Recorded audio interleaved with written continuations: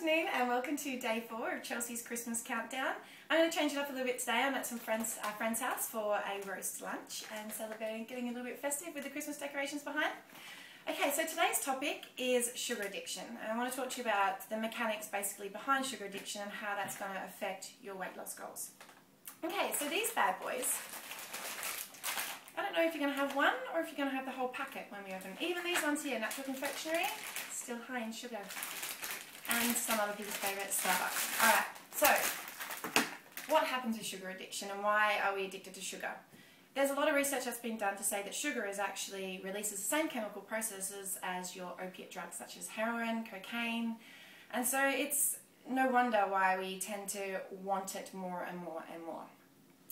Also, the process of the metabolism of glucose in the body, obviously as we know, it releases insulin, and insulin takes the glucose to the cells. Now doing that, raising insulin, like raising blood sugar levels, increases the release of insulin.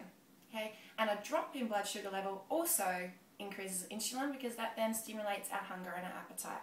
So sugar, when we incorporate just plain simple sugars into our diet, our blood sugar levels go high quite quickly and then they drop very quickly. So as you can see, there's going to be a very high increase of insulin quite quickly, and then about an hour later you're going to have a drop in insulin.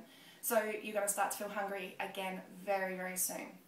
This process also uses quite a few of our essential minerals, vitamins and minerals, such as magnesium, zinc, chromium, and these are utilised in the process, so therefore we're depleting our bodies of these nutrients for other more important processes such as nervous stimulation and brain conduction and energy production or energy utilisation as well.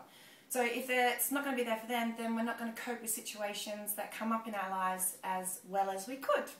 So therefore that then increases the reasons why we go for sugar, such as depression and anxiety and wanting more. Okay, so I am going to show you some alternatives to wean yourself off of your sugar cravings. If you are just starting to wean yourself off of those lovely sugar treats, try and have a banana. Okay, banana is still high in sugar, so to slow the sugar release into your bloodstream, have it with some almonds. Okay, so almonds will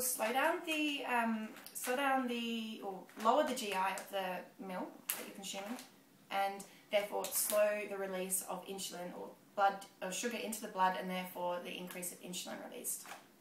Okay, even better, next option, as you go down and you wean yourself off a little bit more, try a pear or an apple or an orange or something like that. And then again, to slow the sugar release into the body, add some nuts.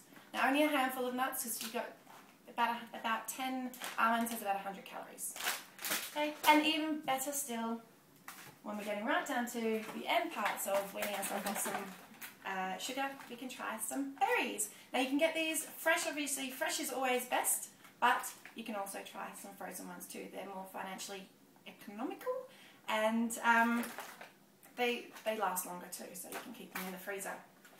Now guys, before you pick up these ones and want them, think about this saying: a minute on the lips, a lifetime on the hips. Alright, so I'll see you tomorrow for day 5, which is going to be superfoods. I'm going to go and do it at a supermarket, so something a little bit different. Alright guys, see you tomorrow.